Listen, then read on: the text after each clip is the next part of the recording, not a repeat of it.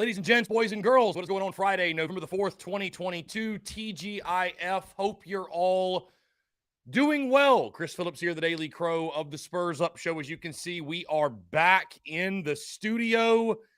Just getting situated, got in late last night. But again, really excited to be back in the friendly confines and be talking Gamecocks with you here on this Friday, this game day eve, as we get ready as South Carolina takes on the Vanderbilt Commodores. Let's see. I see Cody Gaskins, Nicole, Travi. Let's see. Wyatt, Cody, Gene Lott, Stephen Worrell Jr., Brendan. Let's see.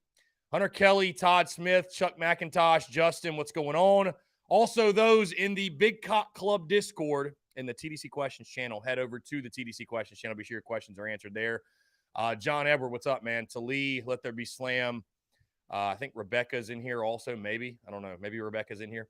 Courtney Washington, what's going on? Appreciate you all tuning in. We got a lot to get into, a lot to discuss. Hey, we're double dipping today, right? When it comes to the guests because of yesterday, having to cut it short, right? We've got my good friend Jake Crane, as always, on a Friday, but also JC Sherbert will come up, or will come on, I should say, in hour number 2 to discuss everything with the Gamecocks game tomorrow night in Nashville against the Vanderbilt Commodores. Guys, before we really get rolling, I want to tell you about our friends over at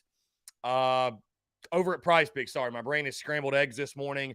My brain's all over the place because we're getting back in studio again. Got in late last night, so woke up a little bit later than normal this morning. So I've been scrambling a little bit around, but we are here. We're rocking, we're rolling. Of course, it's brought to you by our friends over at Prize Picks, guys. Go download the Prize Picks app. Go to prizepicks.com. When you do, use that promo code TSUS to receive a 100% deposit match up to $100 with our friends over at Prize Picks. And guys, so many fans and listeners of the Spurs Up Show have made tons of money with our friends at Prize Picks. You can play anything and everything, college sports, pro sports. You guys know the drill, right? At this point, it's our friends at Prize Picks. Go download that Prize Picks app or go to prizepicks.com. When you do, use the promo code TSUS to receive a 100% deposit match up to $100. Be sure to check them out and tell them that Chris from the Spurs Up Show sent you. You know, I was wondering, I was kind of like, why am I a little bit out of sorts starting the show? Well, the candle's not lit, right? I always light this candle, and I forgot to do so here. There we go. In case you guys don't know, I've got this Capricorn candle over here.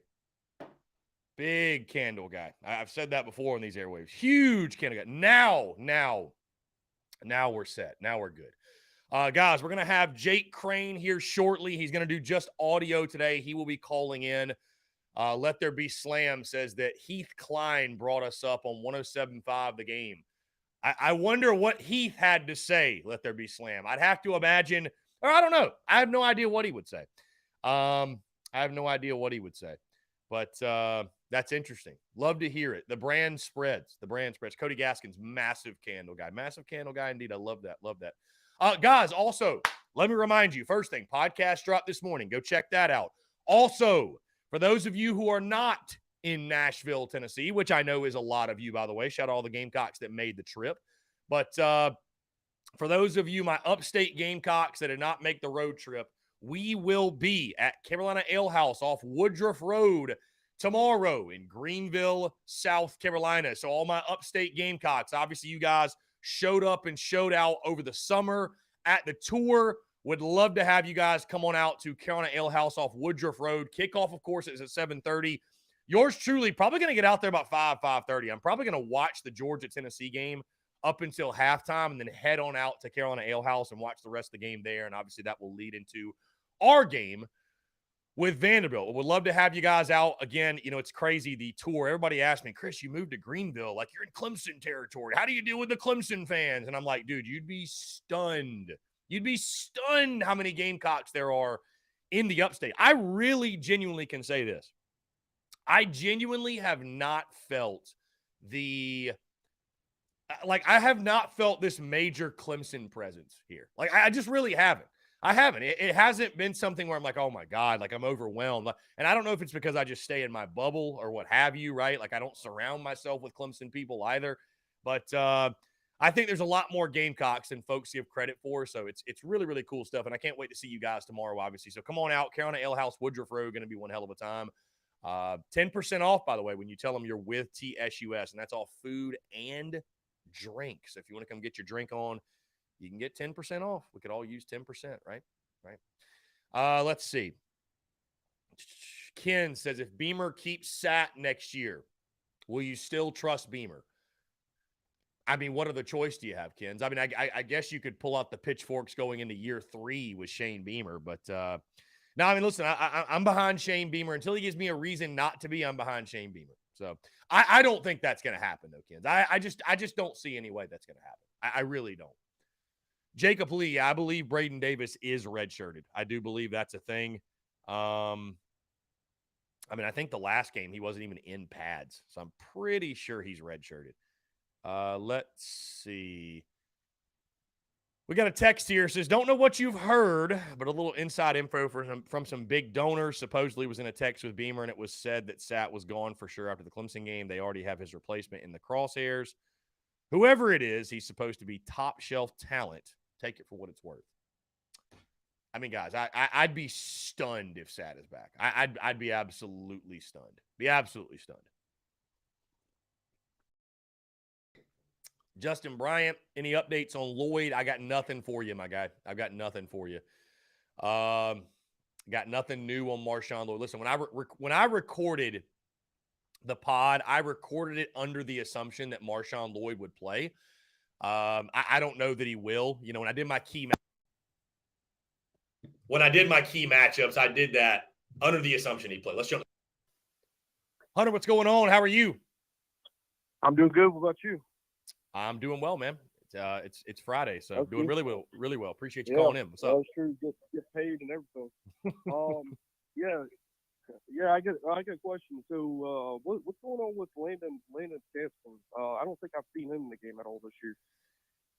You know, it's just another one of those things, man, where guys are in the wide receiver room fighting for reps, and you know, as a true freshman, you know, I didn't think he'd play a ton this year. I mean, I told people before the season if he had 10 to 15 catches, I would think it was a great first year for him. You know what I mean? So I'm not surprised that he's not on the field. I mean, Hunter, it's funny when people, not funny, but, you know, it's interesting when folks, and I understand why you have that question, right? You ask that question. People ask, why is Landon not touching the ball? Why is Dak Joyner not touching the ball? Why is so-and-so not touching the ball?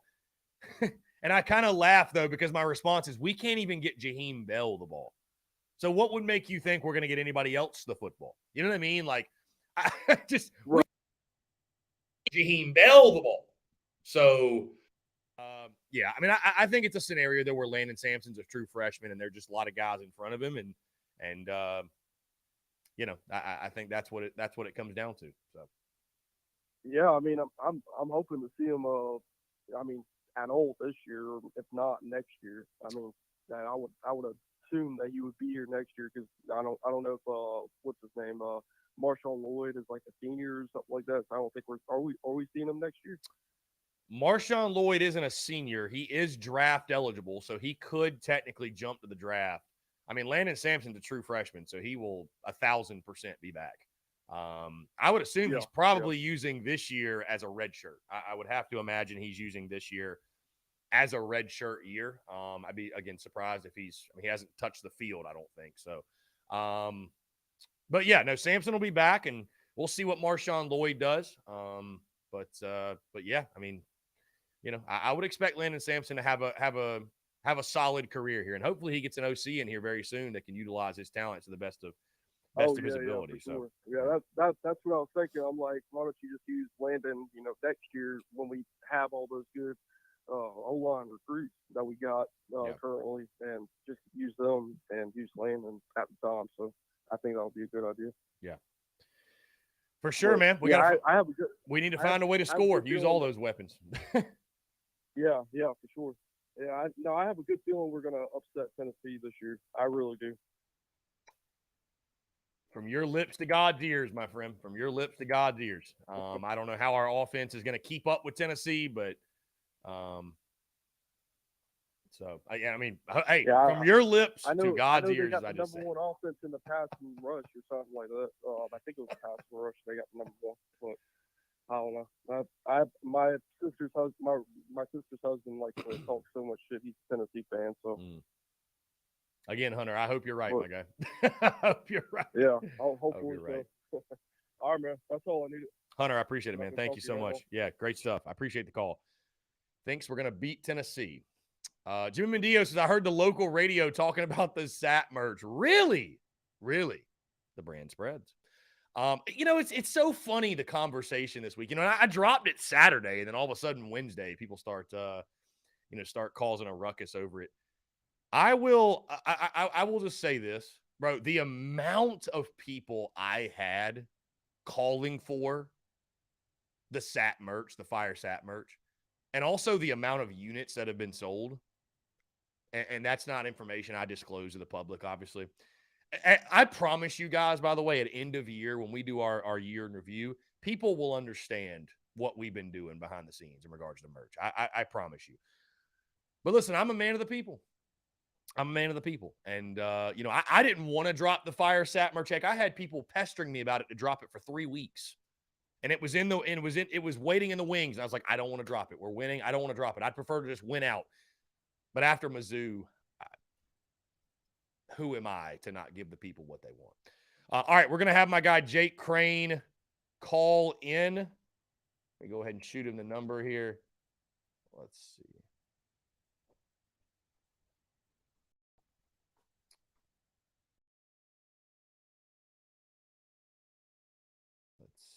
Here we go. All right, cool. We're going to have Jake Crane call in. Going to have him on about 15, 20 minutes. He's got to be out of here at 12:30, so all good. We're double dipping with the guests. We've got Jake Crane right now, JC Sherbert at 1:15, and taking your questions in the meantime. So really, really exciting stuff. Let's see. Somebody says this question after. We'll get to this question after. Joining us, as he does every single Friday, my guy Jake Crane of Crane & Company. Jake, what's going on? By the way, I had a little birdie tell me you guys were flashing the Beamer Ball towels on the show. How am I just finding out about it? Say, how am I just now finding out about this, my guy? I don't know, man. I've been showing it mad love. I mean, I had it in the frame when we were interviewing Jeff Foxworthy today too. So I mean, it's definitely making its appearance. Beauty. I will have to go back and watch and look for sure, my guy. I really do appreciate that, obviously, and appreciate you taking the time. Oh, dude, we appreciate you sending it. We needed some South Carolina stuff. Yeah. Still trying to get Beamer to send us that full-size helmet. Yeah. Well, I think he might be looking for a new OC right now. I don't know where that is at the top of his priority list, but I don't know. Don't send us Marcus. Don't send us Marcus. We'll just send it right back. Yeah. Don't send, for sure. Jake, again, man, I want to say thank you so much. Appreciate you taking the time. And listen, I'm here to eat crow, man. I know you and I have both seen what is it? Is it in Billy Madison when he says, I'm stupid, you're smart, you were right, I was wrong. I'm ugly, you're very attractive, right? That's how I feel today, right? When we talk about this South Carolina football team and the deficiencies they have right now, and you come off that game against Mizzou. I don't know, Jake, that I don't think I took Missouri lightly per se. And I know you also believe, I believe you picked the Gamecocks to win, but I don't think I took Mizzou lightly. But I think I took for granted how poorly South Carolina would look if they didn't dominate the special teams and defensive facets of the game. And if the game was simply put all on South Carolina offensively, how poorly they would look. Just talk about that game, man, what you saw. I mean, obviously the story of the game is the offense. I know defensively you had your issues at times. Special teams was fine, I thought. I mean, there weren't those big plays. But it came back to – if South Carolina had to go win a game mano-a-mano offensively, that was their undoing. That was their kryptonite. What you saw in that loss to Missouri last weekend. Yeah, I actually picked South Carolina as my worst over the weekend last weekend because they caught a bunch of breaks this season. You go play Kentucky without Will Levis. You go play A&M with Haynes King, who we all know is pretty dysfunctional when it comes down to it and operating an offense that's really deadly. and you score 17 points in the first, seems like 5 minutes of the game, and you were able to survive that one, which you still earned those wins. It's not saying South Carolina didn't win that, but then you get gifted those, and how do you repay that gift? You come out against Missouri, and it looked to me like South Carolina didn't have that edge. It shocked me because if you go and watch the tape of these other wins, it's not like South Carolina is just lining up and dominating people, or that there's some juggernaut offensively. They know they have to go play clean, but they were playing team ball. They were giving unbelievable effort. And I'm not saying they didn't want to win. I'm not saying that they didn't prepare to win. They didn't go out there and play like they're a team that has to play really well to win a game like this. They went out there like they'd won a couple games. Everybody's telling them how good they are, and oh my goodness, you guys are 6-2, 5-2, whatever it is.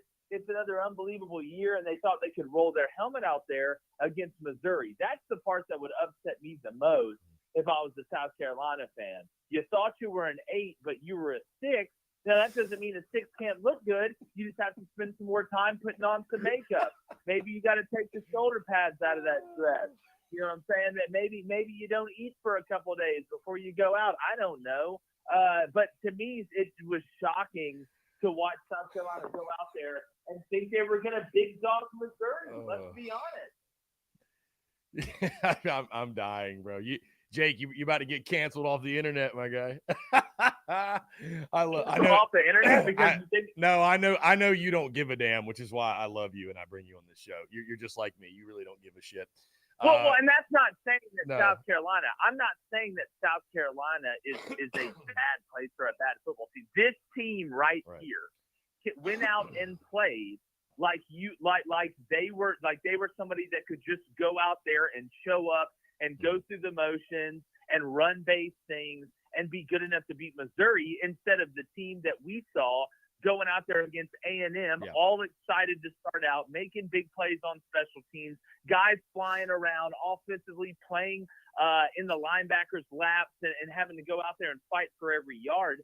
I was just very disappointed, and I think South Carolina fans would agree with me that they didn't come out not more focused and with more fight. That's what surprised me the most, especially at home. Yeah. I mean, Jake, to your point, I don't know if you saw the quote that I posted from Zach Pickens, Gamecocks defensive lineman, and folks wanted to come at me for giving my thoughts and opinions on it, because I'm going to paraphrase, but he said, we felt like, he felt like they relaxed a little bit and felt like we arrived at 5-2. And, I just made the point that was such a disappointing comment, and like to point to that as why you didn't play your best is so disappointing in my mind. Like, to think that you've quote unquote arrived at 5-2 is such a joke. It's such a joke. And I know it's college. You're like, Chris, you're like, how can you watch that film and think, oh my goodness, we're a top 10 team? Right. Like you know what happened. I know what happened. You went up there and played clean against Kentucky, and they didn't have their quarterback. You know what? You still won the game. But to me, you kind of spit in the face of all the breaks you've caught by going out there against Missouri and laying a huge – you can control effort. You can control focus. Yeah. Like, some things you can't control. Sometimes there's a holding. Sometimes you may jump off sides. Sometimes when you're trying to make the tackle, you'll grab a face mask. I can go to sleep at night fine with that. But you can't go to sleep with showing up and thinking you're just going to roll your helmet out there and win. And like I said, this year, from a personnel standpoint, South Carolina's a 6 that thought they were an 8. And sometimes you got to you got to go out there and realize you're a 6. Sometimes you got to realize you're a 6 and just work on your personality in the meantime, right? You can't play with the 8. You can look. That doesn't mean you're not funny, right? Or you don't love sports, right? Or something like that. It's not, and that's the roster right now. We all know what Shane's doing in recruiting. It did, like I keep saying, this is going to be his worst team from a personnel standpoint that he has at South Carolina outside of the first year. So it's going to get better, but that was the part that surprised me the most. And like I said, I'm pretty sure Gamecock fans agree with me. Jake, it's kind of like that TikTok trend where it's like he's a 10, but and then it presents some scenario. It's like with the Gamecock. That's exactly right. He's a 10, but Marcus Satterfield's the offensive coordinator. It's like, well, he's a 1 now. So, Yeah. You know what I mean? He's like, Yeah, depending on the week. Ball pass when the guy's like got his hands up. Yeah. You remember when they're like in the bar and he's like, oh my gosh, that girl looks so good, and then he changes his hands and you realize she looks totally different. It's like that.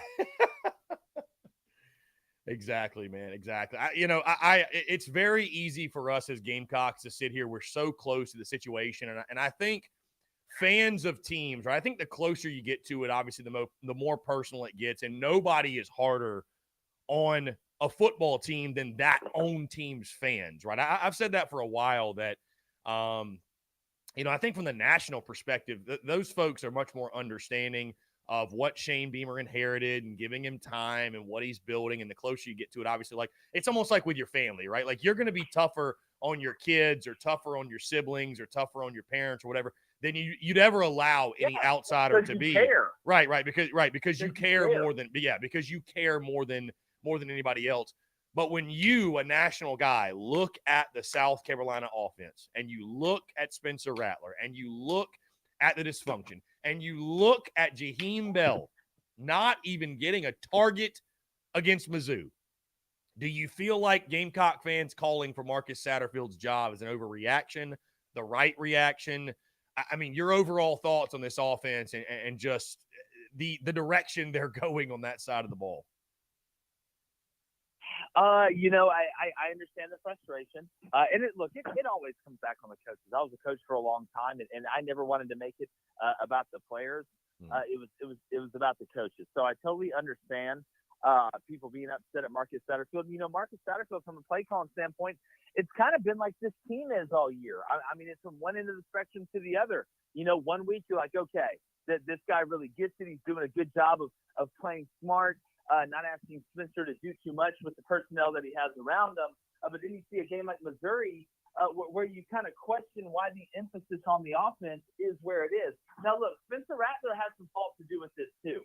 All right, I don't think he's performing up to even the level, Chris, that I thought he was going to. And you know me, I was Spencer Rattler's critic when everybody was like, "Oh, he's the second best quarterback in the SEC." I was very questionable about that. Still am very questionable about that. And the thing is, at the end of the day, and it'll always be this way, it comes down to personnel. There's been a lot of stupid play callers that look genius because they had better players, and there's been a lot of really smart play callers that look like idiots because they didn't have good enough players. Marcus Satterfield right now is somewhere in the middle of that. I don't think if they end up going, 6-6, that they fire him. I think there'd be a lot of heat. But if they go anything less than that, I think you may see South Carolina make a move going forward. And I'll tell you this, Jake, I agree with you to an extent because I'm someone that, listen, I'll call it for what it is if I don't think the personnel is very good. Now, I left Mizzou. Here's where I'm at, Jake. I left Mizzou not wanting Marcus Satterfield replaced because I feel like South Carolina should be Tennessee right now, or because I feel like they should be scoring 40 a game. I left that game, and I feel like a change is needed because I just feel like South Carolina is better than what I've seen offensively. I think with the style he wants to implement and run, the pro style, I mean, he's said it adamantly, 12, 13 personnel, run for 275.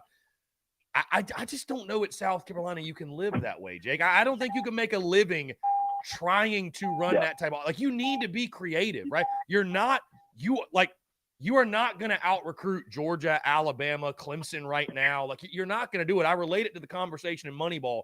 We are card counters at the blackjack table. If we try to beat the Yankees in here, we will lose to the Yankees out there. Like, that's how I look at Carolina football. If we try to beat Georgia and Alabama and the top teams at their own game, we will get beat where it counts, which is on the field. You have to think outside of the box and be creative.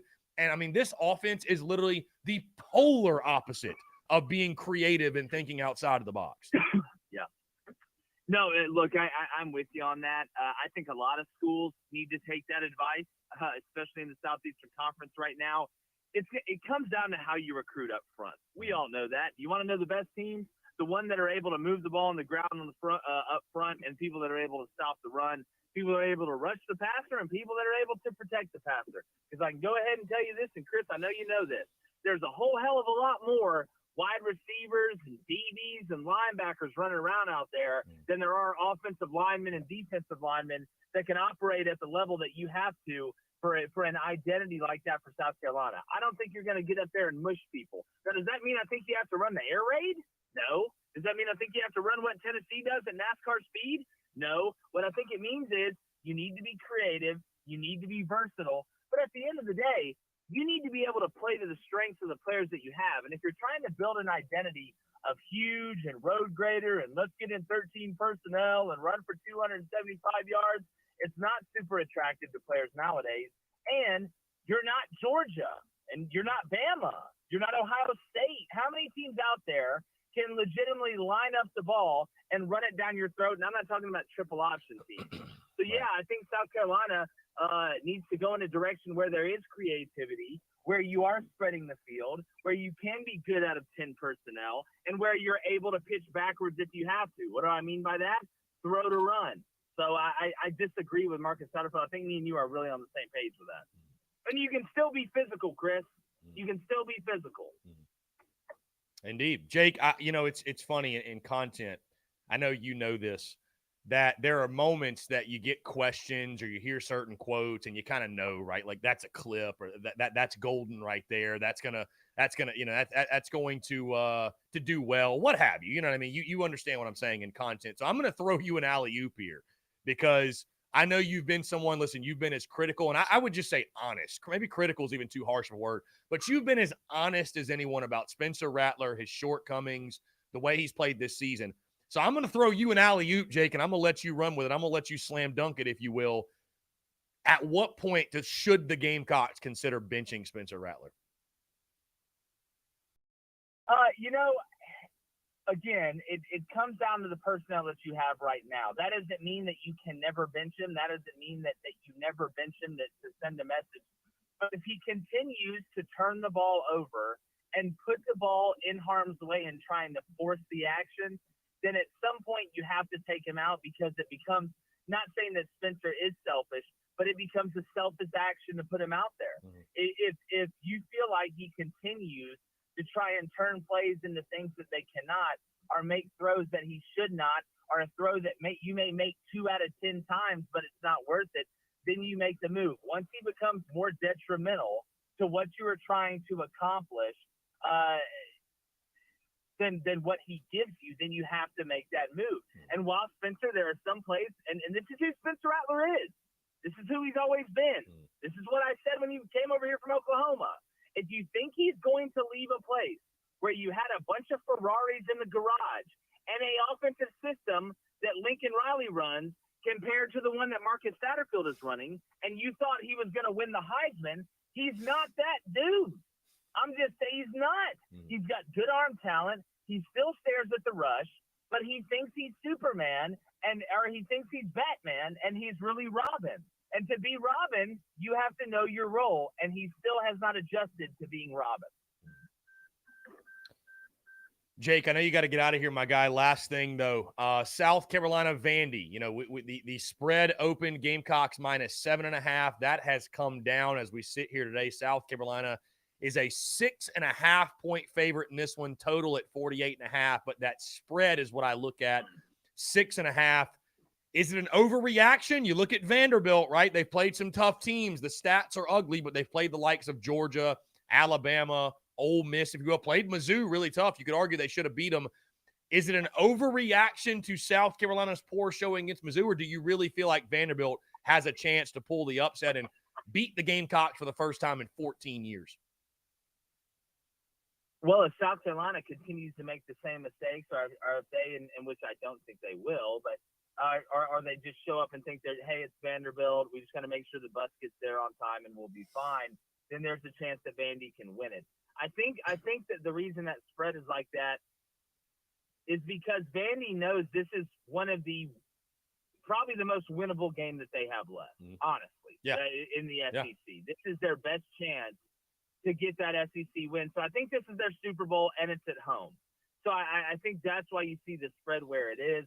If South Carolina goes in there and operates the way that they should, if they emphasize who they should emphasize offensively, if defensively they get off the ball like they had been coming into the Missouri game until they made Brady Cook look like Dalvin Cook, I think that South Carolina wins.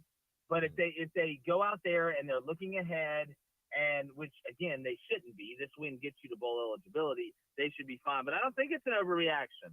I really don't. I think South Carolina wins. I would take it. I would buy it up to 7.5.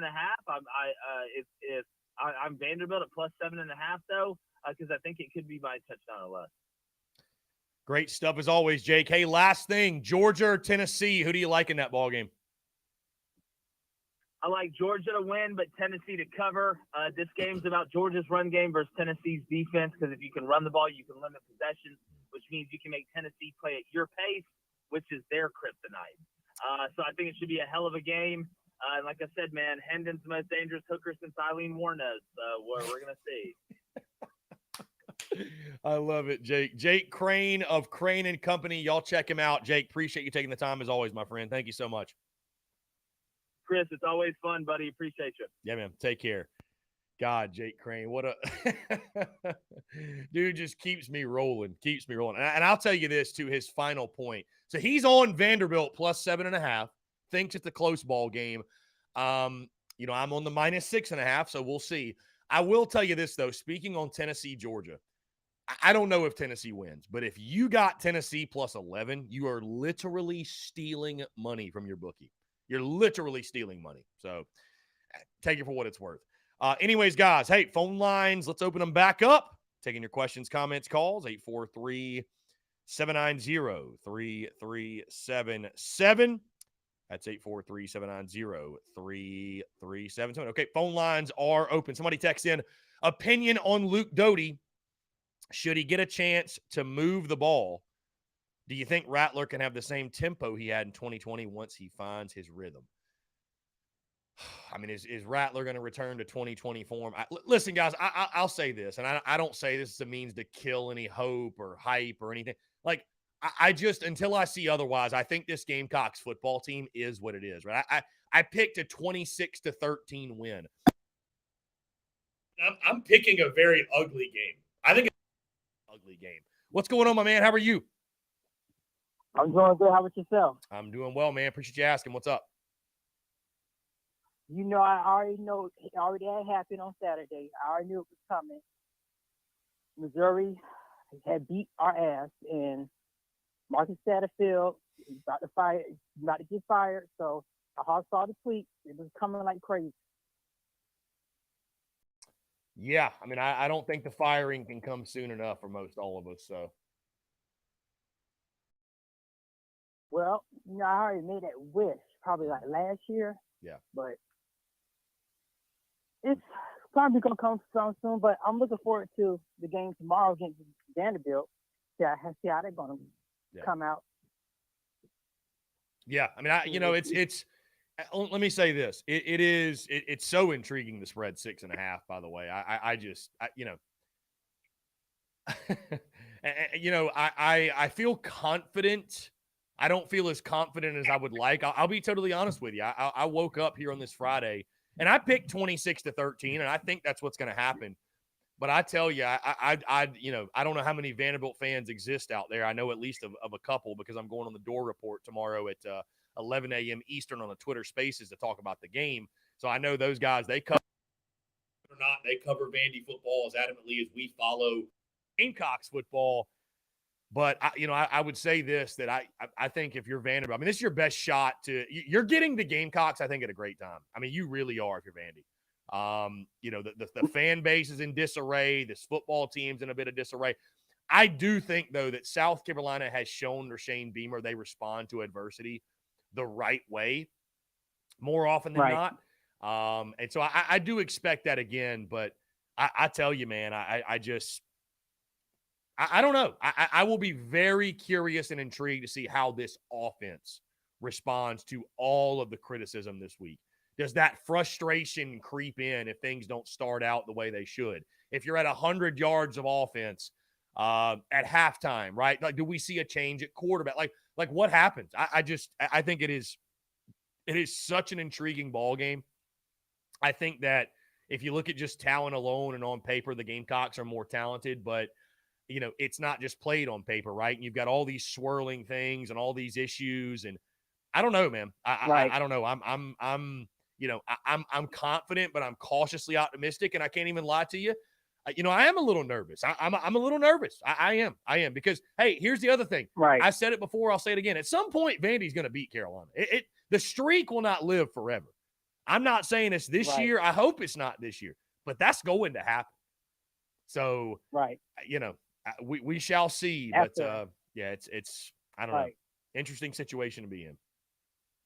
After I left the stadium last week, it was like it was getting worse to the point that the defense tackle had to really pick up for the offense so many times. It's like, where are y'all's turns going to come up?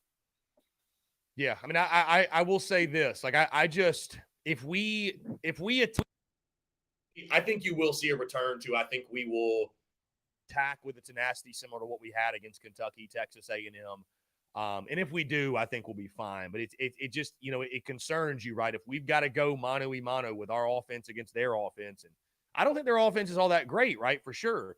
But, if you don't get those plays in special teams and defense, I mean, I think it's going to be a fight. I just don't think your offense is good enough to pull away from anybody. And listen, my 26-13 score is taking into account a turnover, maybe a special teams play, something like that. Because I just don't think, offensively, I mean, again, I think it's going to be kind of an ugly, sloppy game. It's going to be a frustrating game. And it's why I posted the clip this morning that I think and this is what's frustrating, right? Because no matter what happens tomorrow night, we're going to be frustrated. Because it's just not going to be a flashy, sexy thing. That's not who this team is. This team is who it is. And so I really think as a South Carolina fan, you've got to go into tomorrow night with very low expectations. And I'm sorry, I hate to say that, but just go into tomorrow night and just be happy to get a W. If we get a W and we're 6-3, hey, you know what? Dub's a dub, and I'm going to smoke the Vandy pack, and I'm not going to apologize for it. Right? Because as I've said before, life's too short to not celebrate the victories and enjoy them, and we'll be miserable after the losses. That's a guarantee. So you know what? If we find a way to beat the Commodores tomorrow night, I'll be as giddy as ever. Because I know it's change needs to happen. I know it's purely fear of change. As you said, it needs to happen. It needs to move some furniture around to just put in some different space so we can just get this over with. Because this is going on for a long time. It felt like a decade. Yeah. To be honest. Yeah. But tomorrow, I'm going to keep my head up high on this one. Because I'm going to stay positive on this one. Because after what happened last week was a disaster.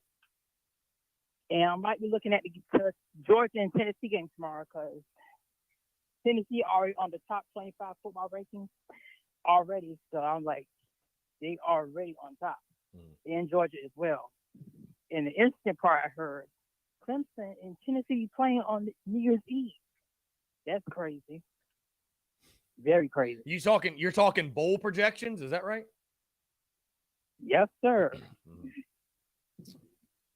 Yeah, I mean, we'll see, man. There's a long way to go, but yeah, listen, I mean, it's being a Gamecock fan, not for the faint of heart, man. We're struggling. Our rivals are thriving. It's we're living in, and I know, we're living in the trailer park, and right across the street from us is Clemson, Georgia, and Tennessee living in the Taj Mahals, and we just got to watch it. So I don't know what else to tell you, man. It is what it is. And I have the faith. We know we are better than that. I know we are. Besides, Marcus keep letting it happen. Let me just make it worse for the offline team, and let the defense just take up all the time, which is ridiculous. It's getting out of hand. Yeah. Very ridiculous. For sure. Well, my man, I appreciate the call. We're going to jump into a quick break, but always a pleasure chatting with you. Thank you. Yeah, man. Have a good day, Chris. You too. Take care. Appreciate it. Go Cox. Thank you so much for the call, my man. Absolutely. Let's see. Last question. Where did you get that hat? Big Cock Club hat. Patreon.com/Big Cock Club, my guy. You can join today and you can get this hat. Patreon.com/Big Cock Club. Billy Thompson says, weird how the viewers are down after a loss. I mean, Billy, it happens. It happens. You know, it's funny that people, I dropped the Fire Sat shirt and the Fire Sat stuff, and people are like, oh, he loves doing this, right? He doesn't thrive unless he's calling for a head coach's job. Guys, let me give you some perspective. I've never sold more merchandise and made more money from merch in such a short amount of time than we did after the win over Texas A&M. So I promise you, winning is great for business. Winning is fantastic for business. Don't get it twisted. I want us to win every game by 50 points. Guys, we are going to jump into a quick break, but on the other side, I want to continue to hear from you more, your questions, comments, calls, and more. You're tuned in to the Daily Crow.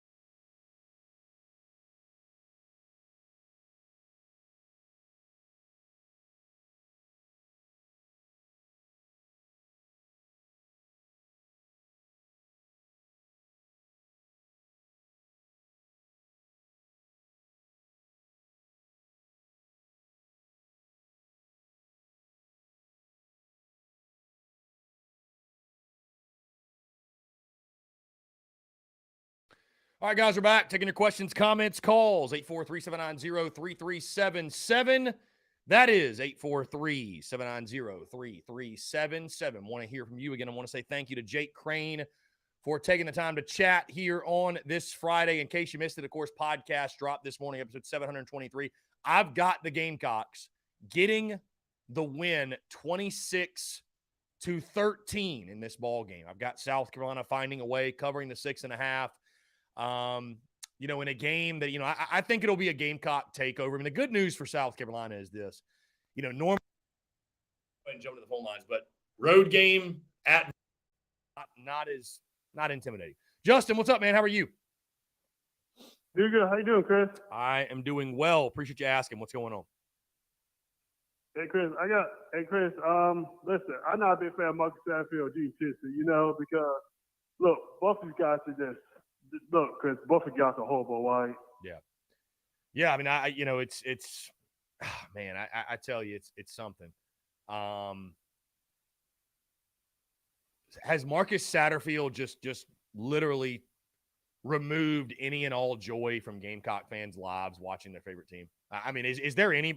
I just the mood of this fan base is so. The morale is just so low. I don't know. I mean, this is as low as I've seen the morale in quite a while. I don't know. It's just crazy, man. It's crazy. So, yeah, I mean, listen, like I said, if the Gamecocks get a win, I'm not going to throw a parade for beating Vandy, but you know what? Going to a bowl game is still a big deal. I think that's one of the underlying storylines in this ball game is that South Carolina has a chance to punch their ticket to bowl eligibility. And you know what? The bottom line is this. That going to a bowl game is still a big deal at the University of South Carolina. If you want to roll your eyes, scoff, hey, you can do that. Doesn't change the fact. This program over the course of its 100-plus year history ain't been to a ton of bowl games, and they've won even fewer. So you get the win tomorrow night. You know what? It's still a big deal to go to a bowl game at the University of South Carolina to get the 6 wins, to get to the postseason. And in year 2 of Shane Beamer, I think it's still a minor victory as you continue to build the program upward and onward. So let's not take for granted what it would mean to get that 6 win, especially when you look at the season, all things considered. Hey, you beat Vanderbilt tomorrow night and you're 6-3. Count your lucky stars because this season could have gone sideways a number of times to this point. So we get that win tomorrow night. Again, I'm not going to throw a parade for beating Vandy or a parade for being 6-3, but all things considered, I will be happy where we sit at this point in the season. Yeah, me too, Chris. Hey, Chris, we get the 6 tomorrow. Listen. Look, I'll be happy to get this way, but nobody not throw up away, right, Chris? Yeah, for sure, man. For sure. Hey, Chris, what about Gene Chisley, man? I mean, you see no Cal fans don't like him neither, you know that? How about who? Who'd you say? Gene Chisley, the defense coordinator for NorCal. Nope. I talked to a NorCal fan yesterday because he don't like Gene Chisley, the DC. I mean, yeah, I think Gene Chizik is. I mean, that entire. How long is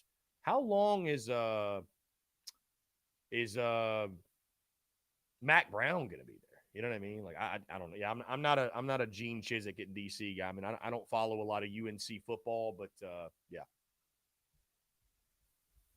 Yeah. Hey, Chris, you look at offense today. Look at Coastal Carolina. Why do they put different numbers every week? Coastal Carolina offense. What's your question about just their offensive production? Yeah, they always try some new plays. It works very well, you know.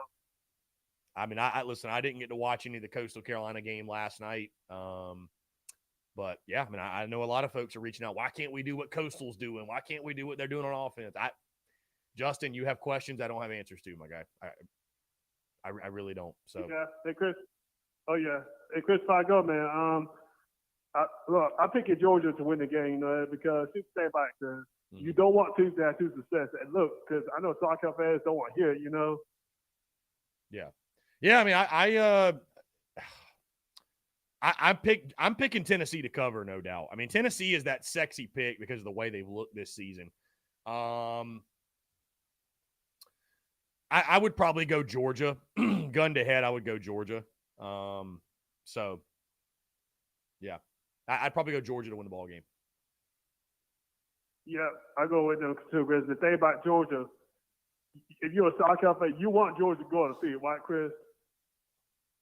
Do I want Georgia to go undefeated? I'd rather Georgia sink into a sink into oblivion and don't exist anymore. But I think they are going to go undefeated. Yeah. So, yeah, I mean, it's listen, I know Gamecock fans, it's like the worst case scenario because Rocky Top's undefeated, Georgia's undefeated. I'm just excited to watch a good ball game. Whoever wins, does it really matter to me? I guess you'd rather Georgia win because the last thing we want to see is Tennessee get real momentum and get up there. And but I don't know. I mean, it feels like 98, I guess. I don't know. It feels like 98 for Tennessee fans. So this might be their year. They might be the 2019 LSU reincarnated.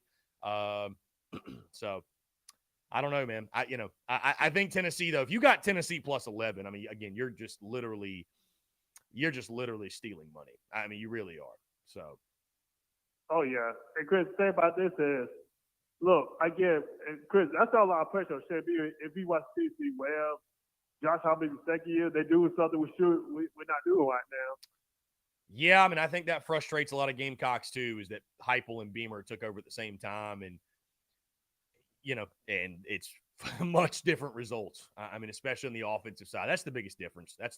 So, I don't know, man. I mean, I don't know. I mean, I don't have a good answer for you. I really don't, because I would ask the question. I mean, do you feel like Tennessee's personnel was just light years ahead of Carolina's when Josh Heupel got there?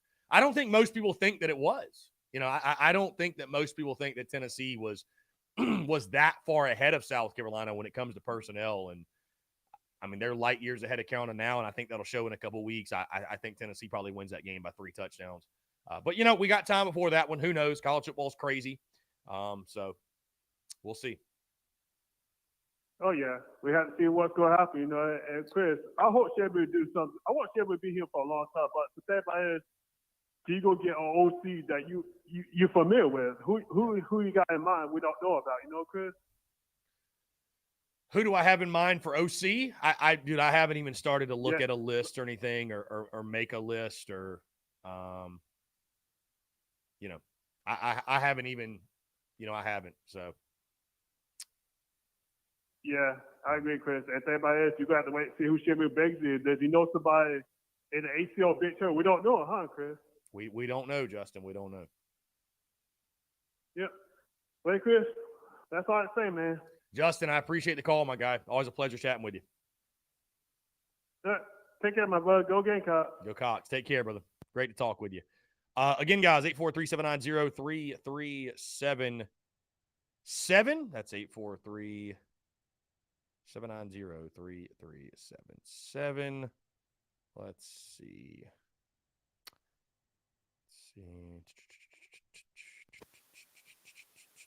Anyways, guys, appreciate you all tuning in. We're at 1:15. Here we go. Tom, what's up, man? How are you? Hey, I have a little hypothetical for you. Little question. Yeah, what's going on? If Tennessee were to beat Georgia this week, and let's say Tennessee and Bama hypothetically, facing the SEC championship, and let's say Bama beat Tennessee, and Georgia has one loss, Tennessee has one loss, Bama has one loss. Do you think there's any chance that the college football committee will put 3 SEC teams in the playoffs? Well, I think they should. Do I think there's a chance? Yes. Think they should. Yeah, I think there's a chance. Yes. Yes, I think so. Absolutely. Well, I mean, if TCU loses the game and then Clemson loses the game, you got a one-loss Clemson and TCU, one-loss Georgia, one-loss Tennessee, one-loss Bama. If Clemson loses a game, they should be out. No question. No question. Sorry, your margin for error should be smaller because of who you play. There's no doubt. There is no doubt. I mean, I got people that want to argue that an undefeated Clemson shouldn't get in because of they don't play anybody. Now, I don't think you can do that. I don't think you can do that. No, I don't. But I agree. I mean, and if Tennessee loses close to Bama, if they even lose close to Georgia, how do you leave Tennessee out? I mean, I just how do you leave Tennessee out? The best offense in the country, probably the Heisman Trophy winner in Hendon Hooker. How do you leave them out? Yeah, and I was going to say, I just don't agree with leaving a team out just because they're in the SEC. You know what I mean? Oh, we already have too many SEC teams in. We can't put you in. You know what I mean? Like, I want to see the best 4 teams out there, regardless of what conference or any of that. Because I think if TCU loses and Clemson loses, that leaves the door open for a lot of possibilities. So, Yeah, it's a good point. I I mean, don't know. listen, if Clemson loses again, they're out. If they lose, they're out. And hopefully Notre Dame's the team to do it. But if Clemson loses, they're out, man. I don't see any way. So you think there's a chance we could see 3 SEC teams in the playoffs? I mean, I think it's a chance. I think it's probably slim. I tell you what, though, this year is going to strengthen the argument around we need the expanded playoff. I mean, there's just no doubt. Yeah. Mm-hmm. Yeah, for sure. Because I think you're gonna end up leaving Bama, Tennessee, or Georgia out, which is just criminal if they all have one loss or something. So yeah, I don't know. We'll see how it goes. Well, I was wanting to get your opinion on that. I appreciate it. Yeah, man. I appreciate the call. Thanks so much. Great stuff. Again, guys, 843-790-3377. That's 843-790-3377. Travis says you leave them out if they can't beat Georgia and they don't make the SEC title game. That's how. I would ask you this then, Travis. Does Georgia still get in? Would you leave Georgia out? I mean, we'll see. I mean, let me ask you this, Travis. Let's say Tennessee loses by a field goal or Georgia loses by a field goal and they don't make the SEC title game, but they win all their other games. I mean, they've got a compelling argument. You can't say they don't, right? You can't say they don't have a compelling argument. So, anyways, how about this? SEC Mike. I want to hear what he's got to say. They really hurt me last week, Mike. They hurt a lot of Gamecock fans. I don't know if y'all can hear that or not. I think Vanderbilt's one of those they just think that they can hand the ball off to Boyd and win a ball game, and you can't. Vanderbilt is scrappy on defense. They got a hell of a quarterback. So Cousin Shane is picking Vanderbilt to beat South Carolina 24-20. Boy, I just don't even want to. Like, if that happens, your guy is going to be, and I was listening to a content creator talk about this, how he's post and ghost, right? A lot of people on Twitter, they love to interact and engage, and I love to engage, guys. But this will be our channel to do so because you know what? Win or loss, come hell or high water, I will be here next week. I know I've joked with I'm going to need a week off. No, we're going to be here. But this will be our channel of interaction because I can tell you what I'm not going to do. If we lose to Vandy, I'm not going to be hanging out, with the scum of Twitter. And I don't mean to, label everyone as that, but I'm not going to hang out in the madness of Twitter and be going back and forth. I will be post and ghost, no doubt. Just post and get out of there and let people go, raise hell. And because if we lose to Vandy, social media will be a nightmare. I mean, this fan base will officially hit the fan. I mean, it will be hell. It will be hell. I mean, there's just no doubt it'll be hell. So I don't think that's going to happen. But Cousin Shane of that SEC podcast is picking Vanderbilt to win 24-20. And I think he's actually the first person I've seen that has actually gone on record and picked the Gamecocks to lose. So, again, guys, I'm locked in. South Carolina 26, Vandy 13. I do believe this team will bounce back in the right way. I think if this football team, plays with the right tenacity and plays with that swagger and that edge they had against Texas A&M, Kentucky, that confidence, if you will, if they don't feel like they've arrived at 5-3 and don't feel like that they're going to be relaxed in this one, I think if we play with that tenacity, I think no doubt South Carolina should win. I mean, it will be – I don't even want to fathom it. I don't even want to fathom it if the Gamecocks drop this ball game. But I tell you, it's a scary situation to be in. It really is because I can see why Vanderbilt would be the sexy pick. I can because here's the reality, guys. I am picking 26-13 Gamecocks. That is under the assumption that South Carolina is going to return to playing back with a fierce tenacity, right? With a fierce get after it, if you will, the way they played against Kentucky and A&M. And I know you look at the numbers. Let's jump to the phone lines. Robbie, what's going on, my guy? How are you? Yeah, I didn't have a brain fart this time. I actually did it this time. I love it, my guy. I'm doing fantastic. I am doing fantastic. Just got my lunch out of the oven. How are you doing? I am doing fantastic as well, my guy. It's Friday and it's a beautiful day out, and happy to be back on the home It front. is Friday. Yeah. TGIF, baby. TGIF. Robbie, let me ask you a question. What will you do if we lose to Vanderbilt? Oh, you don't want to know. Oh, hell will freeze over. Oh my God. It would be horrible. You don't want to know. I'll hitchhike to Columbia, throw Satterfield shit out of his house, tell him to get the hell out. How's that? I love it. I love that. Yeah, I think you and Get probably a I'll be like, bus get full the of hell out. Gamecocks. We're paying you too damn much for our offense to look like shit. Get the hell out. Get out. Don't let the dough hit you with a good load split you. Get out. Make like a bunny and hop on out of there. Exactly. Get out. We are paying you too dang much for you to be making us look like shit.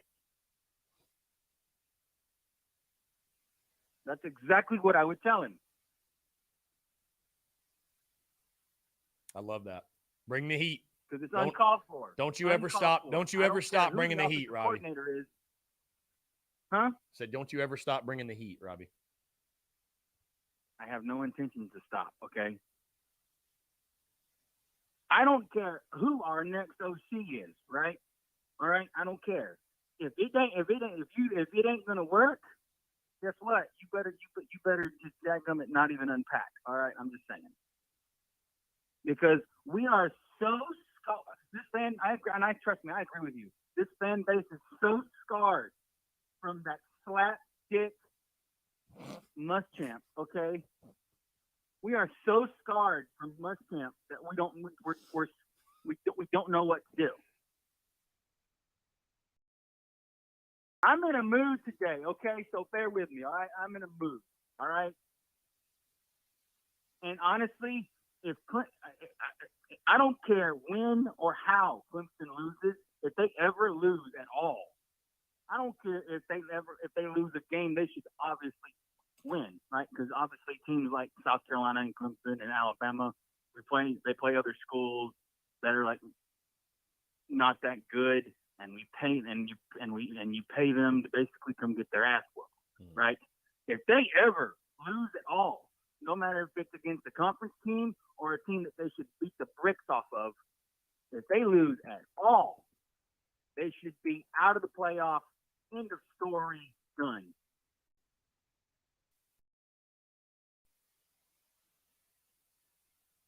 I agree.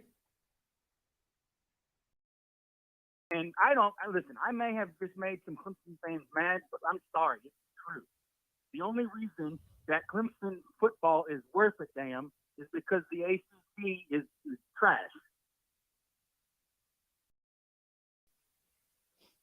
That is the only reason Clemson football is worth a darn. Which is why, honestly, one of the reasons I wish they were in the SEC. I'd love to see them. There is not a snowball chance in hell that they would go undefeated in the SEC. Not a snowball chance in hell. A snowball would have a better chance of getting through hell than Clemson going undefeated in the SEC. Robbie, did you I forget. I'm sure you did, but I was thinking, did you call in last year during Carolina Clemson week? That's, no matter what the record is, that's one of my favorite weeks of the year because, man, I talk so much shit. I love it. It's a good time. And we'll do that yet again this year. It's a good time. Oh, for sure. Oh, for sure. I will be in a mood that entire week, by the way. That entire week, I will be in a mood. I love it. But it's just beating Alabama or beating Georgia doesn't prove nothing to me when it comes to Clemson. That proves nothing. Just because Alabama got beat by Clemson in a national championship proves nothing. Play a schedule like ours year in and year out. Okay, travel to Florida, travel to Tennessee, travel to the real Death Valley, for God's sake. Yes, you heard it right here, the real Death Valley, which is in Louisiana, okay? Travel to the real Death Valley and try and come out of there with a W. Good luck. because no matter how that team is, if you play a team if you play LSU in Louisiana at night, you are going to have your hands full for 3 to 3.5 hours. Am I right or am I wrong? That would be correct. And I don't know who Clemson is playing tomorrow, but whoever Notre they Dame. are playing, Notre Dame at Ooh, Notre they're Dame. playing the Fighting Irish. At Notre I'm gonna be Dame. an Irish fan, and I'm gonna be a Gamecock fan tomorrow. Let's get it. Yeah, the game is actually at the same time, believe it or not. So they play at 7:30 at Notre Dame. But anywho, I think that this game tomorrow is going to be this game for sure. Like I said the other day, will be regardless of how the offense looks. I don't give a damn. I don't care if we score 100. Okay. Satterfield sucks. He needs to go. Period. I just want to see us control the game from the time it starts up until it is over. And yes, I have no ill will towards Vanderbilt fans, okay? No ill will. But there is no reason we shouldn't win this game convincingly.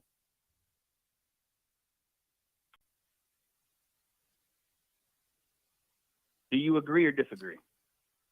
On paper, I think you're right. Yeah, I mean, I think there's no reason South Carolina should not beat Vandy. That's a fact. That's a fact. Yes, I mean, I would agree with you, Robbie. If we allow them to keep it a game, okay, then we're going to have some problems. We have got to put Vanderbilt away early and keep them down. And score more points than them, because that will guarantee we get the victory. Exactly. And by the way, I watched the Coastal Carolina App State game. That was a doozy. Holy crap, it was a doozy. But I think that at the end of the, like I've said also before, at the end of the day, Beamer's going to do what's best for the school and what's best for the football team. So I am behind, like you and like a majority of other people, I am behind Shane Beamer 100%. And like I also wanted to go ahead and tell you there is a chance, not a high chance, but there is a chance I will be at the watch party in Cola for the Clemson. I'd love to hear it, my guy. Love to hear it. But I'm gonna get off of here. I don't know what time it is. I'm surprised. I don't even know what time it is. But 109. We're about to jump into a break. We're gonna have JC Sherbert on after. So, Robbie, I appreciate you calling in as always, my guy. It's always a pleasure to hear from you. Go Cox and go Notre Dame. Go Fighting Irish, baby. Go Irish. I love it. All right, Robbie, buddy. have a good one, man. Have a great weekend. We'll talk soon. Take care. Great stuff from Robbie Davis, as always. Guys, let's jump into that break. And on the other side, we'll have my good friend JC Sherbert of Inside the Gamecocks, the Big Spur. He will join us to talk just a little bit of what happened over the weekend against Mizzou. And, of course, look at the game tomorrow night as the Gamecocks take on Vanderbilt in Nashville. Guys, you'll hear it all from JC and more of your questions, comments, calls on the other side. You're tuned in to the Daily Crow.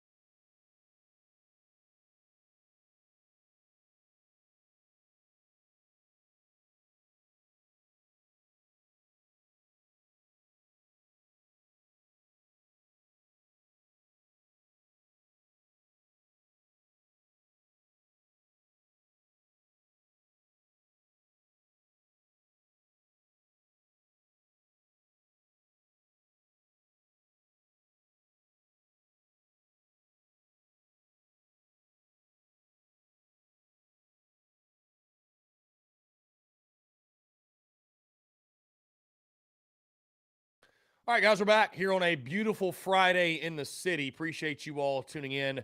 Friday, November the 4th, it's game day eve. Gamecocks traveling to Nashville, Tennessee to take on the Vanderbilt Commodores, looking to punch their ticket to bowl eligibility and obviously bounce back from a really tough game last weekend at Williams-Brice Stadium. And again, appreciate you guys all tuning in. Obviously, he normally joins us every single Thursday, but because of yesterday's condensed show, we move him to today on a special game day eve edition of our conversation with JC Sherbert of Inside the Gamecock of the Big Spur. JC, what's going on, man? And hey, man, great to be with you on a Friday, Chris. Yeah, great to be with you.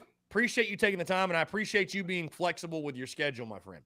Oh, yeah, it's no problem. I try to stay as flexible as possible these days. Yeah, you just never know, right, when the content will come calling. And obviously, I know you guys just wrapped up your show over at Inside the Gamecocks, and you guys do a fantastic job. And again, want to say thank you for having me on the airwaves yesterday. Let's get right into it, JC. South Carolina coming off a really tough game against Mizzou, and I won't spend too much time dwelling on that, but I guess I'd ask you this because I feel like you and I both, right, we're really confident going in that ball game. South Carolina, tons of momentum. And I don't know if it's too aggressive to say they laid an egg, but it sure enough felt that way. How surprised were you at the overall result against the Tigers last weekend? You know, it was one of those games I thought for South Carolina it was a tough matchup because you look at Missouri's defensive numbers and sort of how they've played most of the year, and you think, well, you know, this is a good defense, and obviously, you know, Kentucky was a good defense too. A&M not so much, but you know, I felt like South Carolina being at home and with the way the defense for the Gamecocks had played would be able to solve them a little better. And what happened was the first half or first quarter, the Gamecocks just straight up their defensive staff got out-coached by Eli Drinkwitz. I mean, there's no other way around it. Brady Cook played better than we expected. Right. The Gamecocks didn't really get the turnovers. Bad call on the interception. But I did think Clayton White and his staff did a good job of making some adjustments in the second half in terms of limiting Missouri's scoring. They stayed on the field too long. I mean, don't get me wrong. But in terms of limiting them to, you know, 6 points, you think you have to have your offense come back, you know. And I said this in the SEC, you face such good coaches and good players every week. Inevitably, no matter if you're the favorite or whatever, you're going to do it to someone else. You're going to have a game where you fall behind like that early. I mean, look at the Auburn game last year, you know, at South Carolina, you know, the Gamecocks came back and won. That should not have been an insurmountable lead. Carolina does make a game of it, pulling within a touchdown, and then, you know, the air got let out of the balloon yet again. You know, I think that anytime you have an offense that's so dependent on one player, you need to have a backup plan just in case in the back of your mind. There didn't seem to be a backup plan for the Gamecocks. You know, some of the answers you get about Bell not playing but 9 snaps and all this other stuff, you know, it adds kind of fuel to the fire when we're talking about Marcus Satterfield and the job he's done as the OC at South Carolina through 21 games. I think people are just sick of watching it. You know, they're just sick of watching bad offense around here. I think Spencer Rattler continues to over process, which happens in offenses like this. You know, he's missing guys sometimes he's not, you know, sometimes he doesn't have time, all that good stuff. So, you know, something's got to give. I mean, you know, you can't, you know, keep going down this path. And I thought, you know, it's kind of interesting in the press conference this week, Satterfield goes, we're still figuring out our offense. You know, it's still early. Yeah. We're still molding our offense. Yeah. This is college football. One of the guys that got hired the same time you did as a head coach, you know, is fired right now. Yeah. Already fired. You know, that's the SEC. You don't have that much time. And you honestly don't have that much time in college. And if something's going to take a year and a half, Chris, for players to learn and get down cold, you're never going to have that be an advantage because in college you switch players. Yep. Kids leave and graduate. You get new guys coming in. So especially in the portal era with guys coming in and out yearly. Yeah, if you have a system that takes 2 years to learn, I mean, that doesn't benefit you a whole lot. At quarterback, especially. I mean, look at how many transfer quarterbacks are very, very important to their respective teams. Hooker at Tennessee, Daniels at LSU. You look at how many transfer quarterbacks they had at Oklahoma when Lincoln Riley was there, and how well they did with that. So you just don't have that. You don't have that luxury these days. And I don't know that even if there wasn't a portal, Chris, that you still do, just because it's college ball. You have 20 hours a week, 3 of it's the game, to work on all this stuff.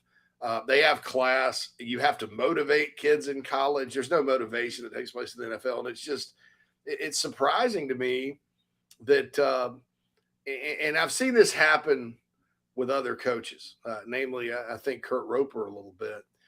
They go to the league. Maybe they're not even doing an important job, but, coaches that love ball, right? And when I say love ball, I mean, they love getting on the chalkboard, coming up with play. They'll talk about it all day, all that good stuff. The NFL is just so fascinating, right? It's just because it's all this nuance, all this new stuff every week. I mean, these guys really love it. I mean, they get off on it, And so it's fascinating to me that, you have a guy that was only there a year and he comes back and wants to, do all this stuff. And it's maddening. But I did some research too. I look back at the Temple days when he coached under Matt Rule, and they brought in a new quarterbacks coach, and they were talking that was the same narrative there: simplifying, making better decisions, blah blah blah. And so I don't know. Maybe this is something that's just kind of been out there for a while. But it's a situation that I don't think, as things stand today, is sustainable. I do think that in college football, sometimes you get surprised, right? And sometimes in 4 games, the narrative can completely change. But I think as of right now, we've seen enough. And I think it's just something that, Shane Beamer in the long term, the near future, is going to have to address one way or the other. So that's my take there. As far as that game against Missouri goes, I think you got to flush it and move forward, and understand there's still ball to be played. And if you don't win at Vanderbilt this weekend, excuse Siri for going off. She called it something I said. She's going off right now. But, if you don't win this game this weekend, the wheels are completely coming off this season. And there's been so much good that Shane Beamer's done, and, so many good moments so far. A loss like this weekend, last weekend was bad because it was one of those things where they left a lot on the table. They would have been in the playoff rankings had they won last weekend. But, you lose this one, it's going to start to get pretty ugly around Columbia. And I don't know what will happen if they drop the game to the doors this weekend. And JC, I know coming into the season, obviously you were skeptical on Marcus Satterfield, as many were, and you sort of addressed it there at the end. But I mean, it definitely sounds like, at least again, from what we've seen to this point, like you mentioned, a lot can change over 4 games, narratives can change. But I will say this, JC, and of course, we didn't lead with this because when you're winning, right, let's focus on the winning. Let's enjoy the winning. Like, winning cures all, as you and I talked, I think, literally yesterday. But I think everybody could look at it with a critical eye, even after you beat Kentucky, you beat Texas A&M, and say, like you mentioned, this is not sustainable. And for the health of South Carolina football, I think moving off of this year and moving into the future of the Shane Beamer era, I think a change will be necessary at OC because, like you mentioned, people are just tired of watching bad offense. And there's no good team out there that's not scoring a lot of points. And I just don't think at Carolina, I just talked to Jake Crane in the first hour, and, he loves to harp on personnel. And I mean, I love Jake and I value his opinion. I don't want to make it sound like I don't, but he likes to talk personnel. And I feel like I'm as critical as anyone about personnel. And hey, if you just don't have the bodies, you don't have the players, it's about the Jimmies and Joes, not the X's and O's.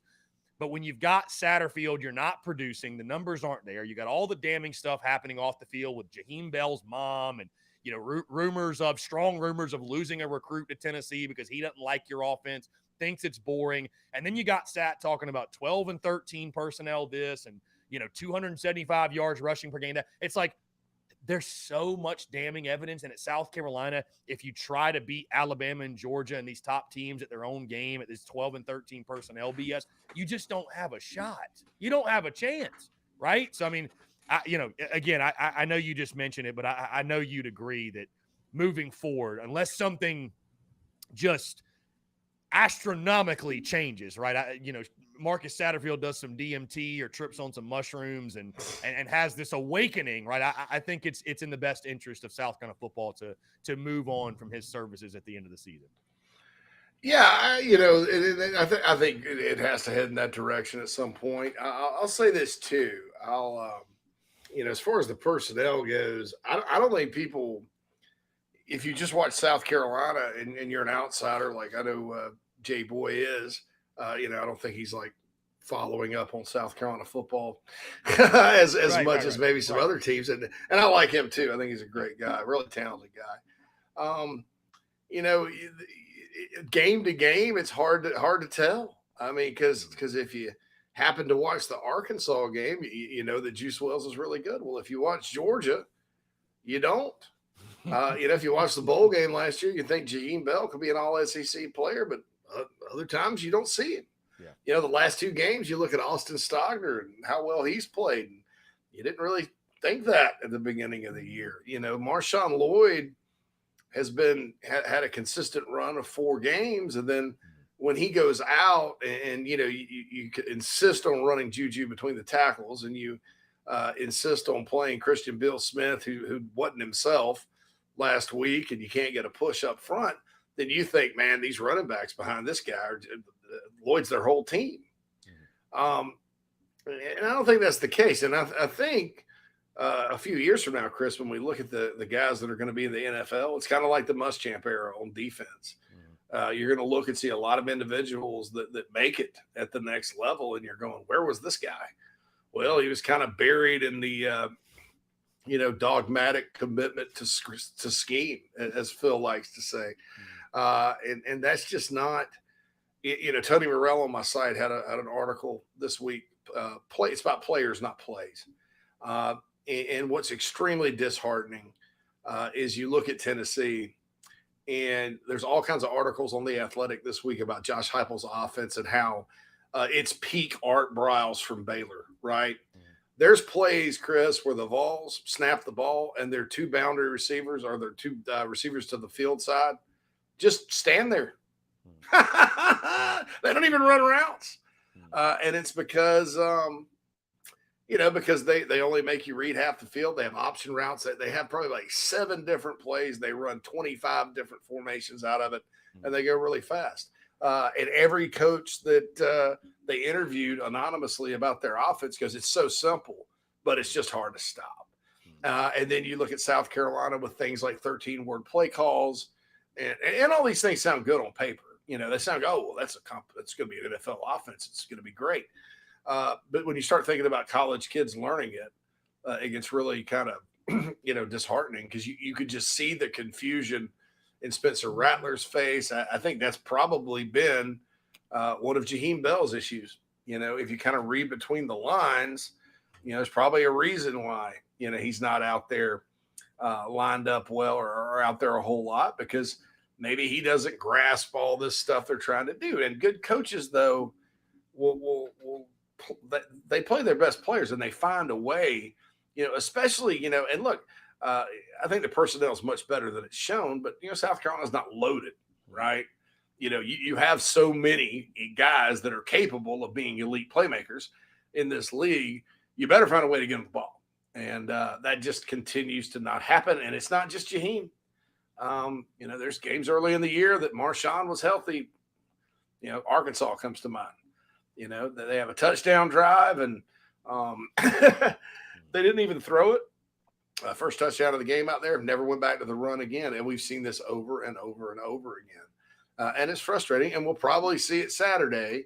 But the idea Saturday is to win in spite of it, which, South Carolina has gone 12-9 under Shane Beamer through 21 games. So in many ways they've been able to do that. And I think Saturday will be another one of those opportunities.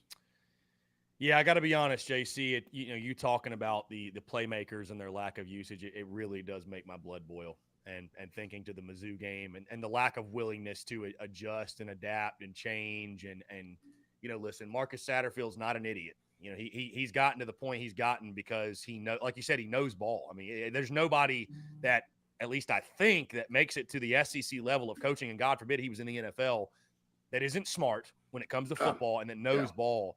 But, I left that Missouri game, and obviously my thoughts are very well documented. And, I bit my tongue after Kentucky and A&M because, again, you were winning ball games. Like we all just want to win. Winning cures all. I'm not going to be the guy leading some revolution after a dub. Like, hey, the win's great, but this. Like, no, let's focus on the winning, all that. We understood what the issues were, but what was so disheartening about Mizzou, or just what I felt like after Mizzou, it was like I don't want Marcus Satterfield replaced because I feel like South Carolina should be Tennessee, although that'd be really nice.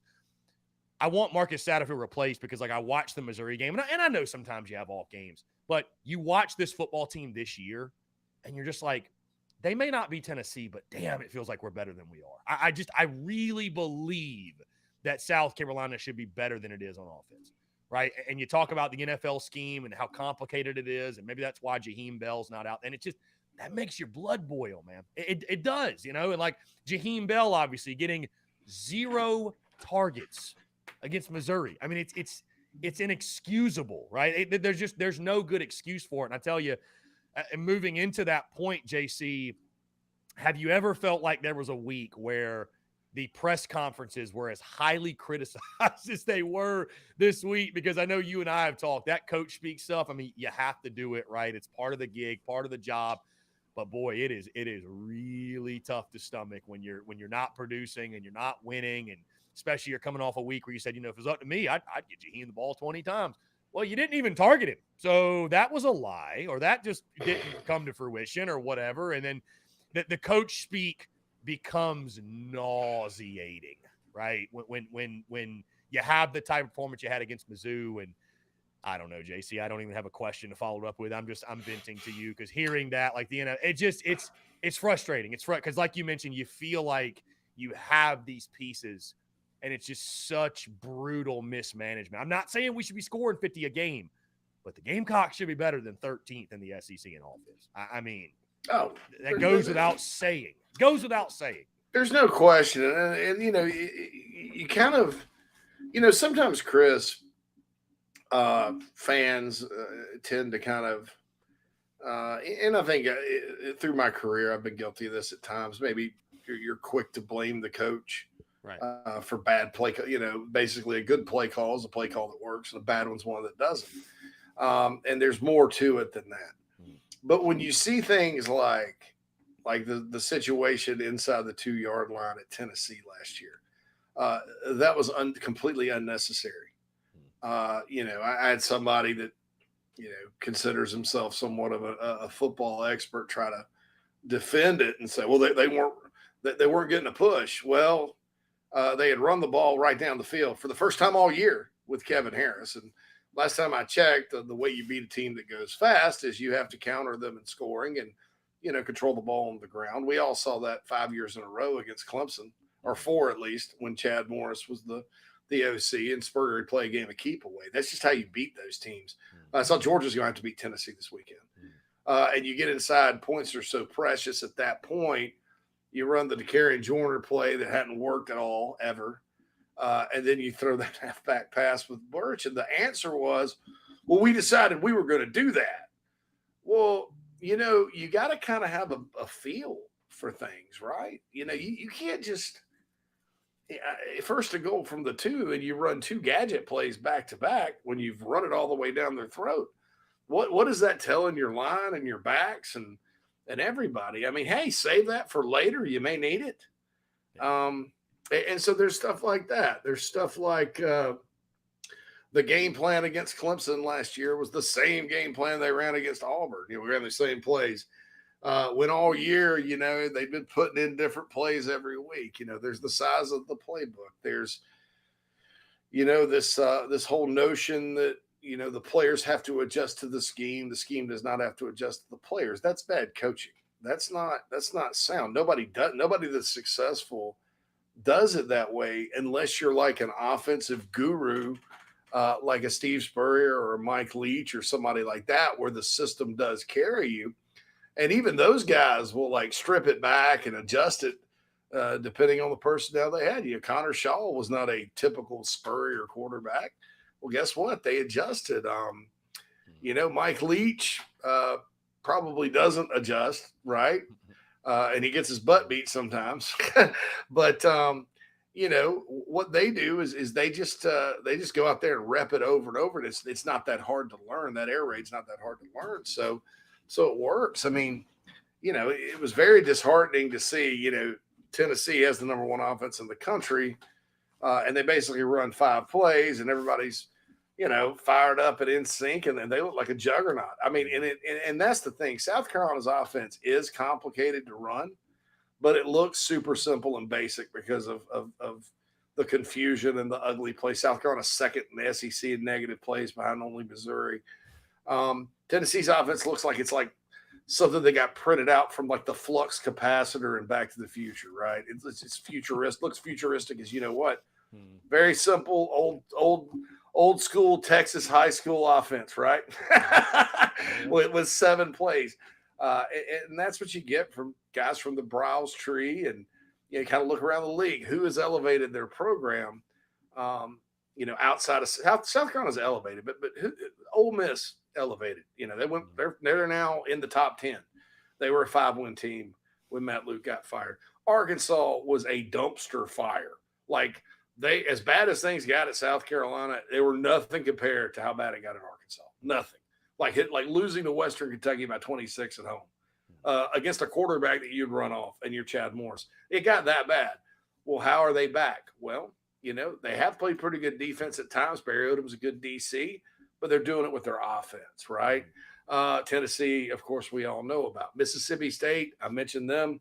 They hired Leach at the same time. They've upset, 6 or beaten 6 top 25 teams since he's been there in 3 years.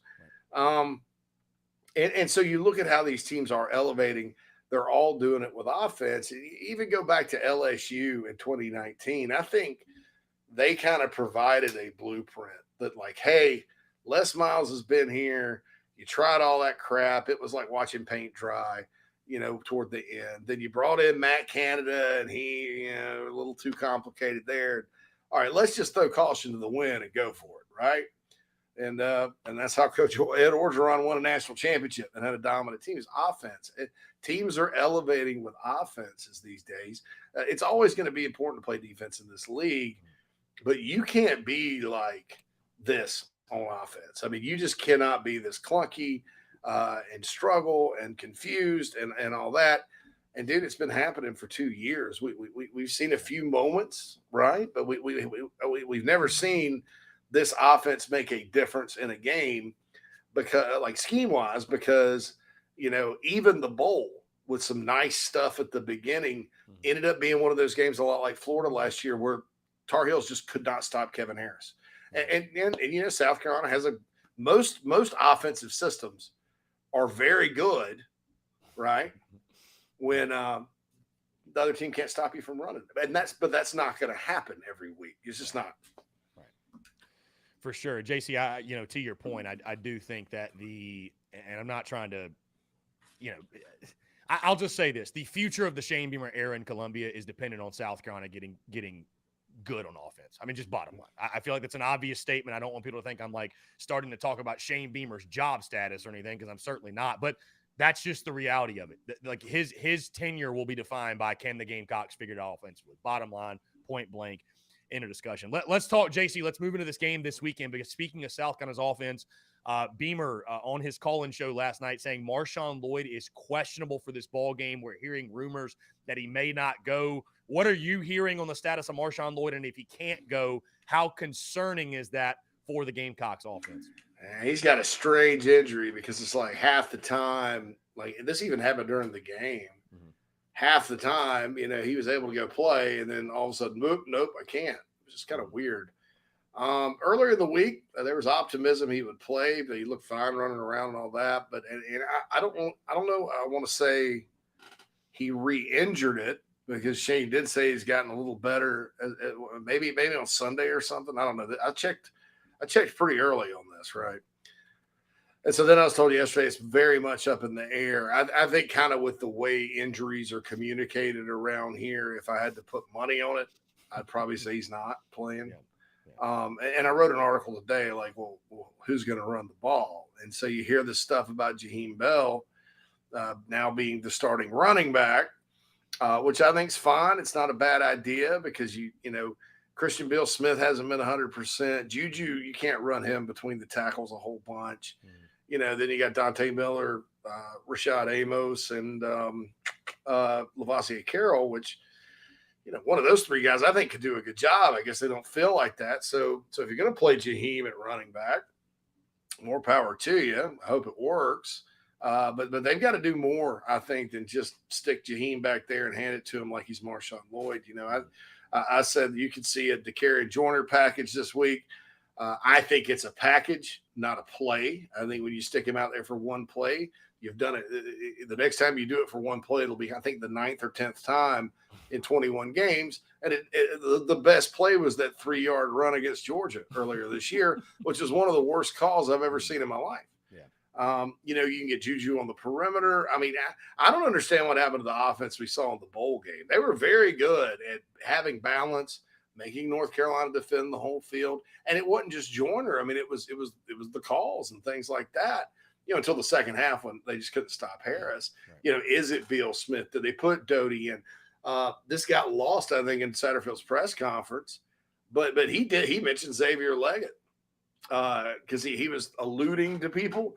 And he said the guy that had the 100-yard kickoff return, you know. So could you see Xavier Leggett taking some handoffs? I don't know. I think they do have to find a way to run the ball because, like I said, it's a proven fact that when this offense is not able to run it, usually the Gamecocks don't win and look ugly losing. JC, would you expect South Carolina to force feed Jaheim Bell the football this weekend? Because obviously 0 targets against Mizzou. You've got his mother on social media, obviously, you know, voicing her thoughts and feelings, which I think most Gamecock fans would agree with. You know, then you've got, you know, 24/7 Sports, which people got on me about it. But listen, this is notable information when you got a guy from 24/7 talking about Jaheim Bell being one of the top targets in the transfer portal. It feels like it would do South Carolina a lot of good to make him a point of emphasis in this football game.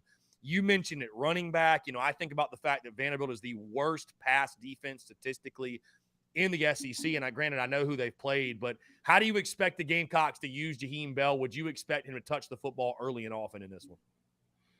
Well, I think everybody's heard it, and I think they're going to try to get it to him. You know, my question, what I keep getting caught up in is, you know, okay, it's important for Jaheim Bell to touch the football, right?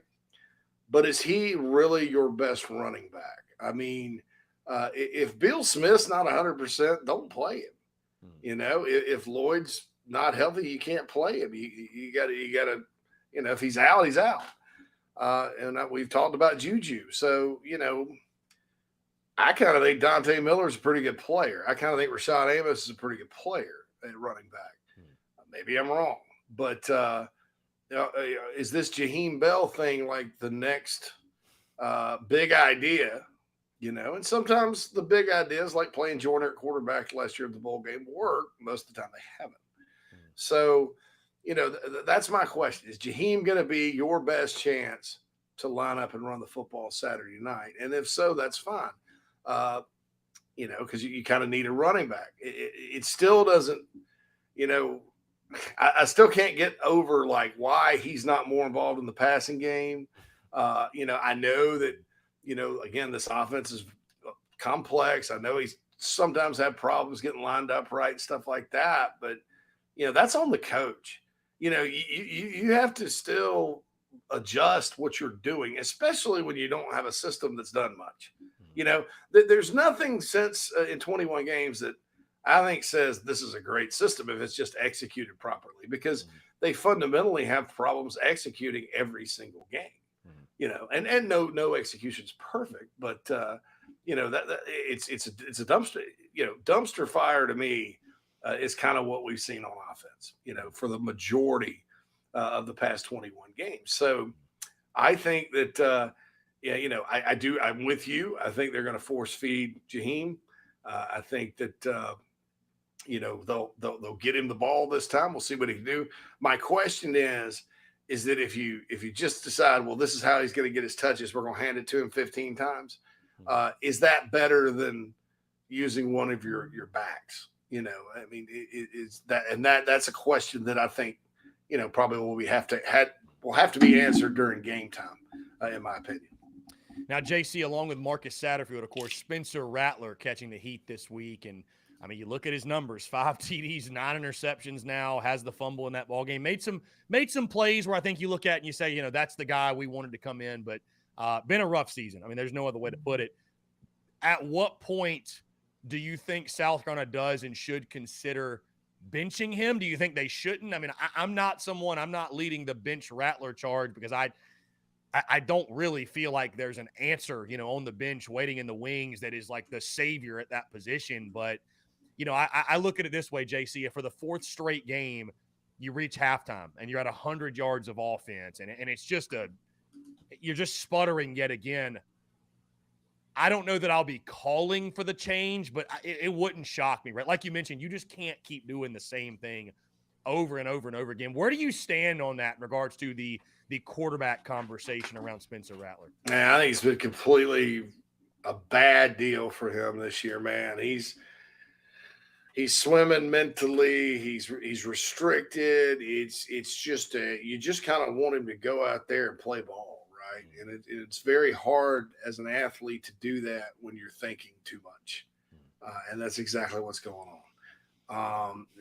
He looks like a rookie. I've said this many times. Looks like a rookie quarterback in the NFL. Rookie quarterbacks in the NFL are capable, talented, good players, but they struggle very, very much at a high level their rookie seasons if a franchise has to start them, just because the mental side of that game is so different, and so you kind of put 2 and 2 together. You're like, well, this is supposed to be this NFL offense. You talk about 13-word play calls. You talk about this glacial pace they move with personnel packages, and like I said, it looks like Spencer's got an iPad on his wrist with all the stuff they have written on it. Go play. I mean, he just needs to go play. And here's where I stand on that, Chris. If I knew, and if Luke Doty, let's say, all right, Spencer throws a pick, or Spencer gets banged up, Luke comes in and has a great game, and he's running and zipping it up and down the field, I'll eat my words.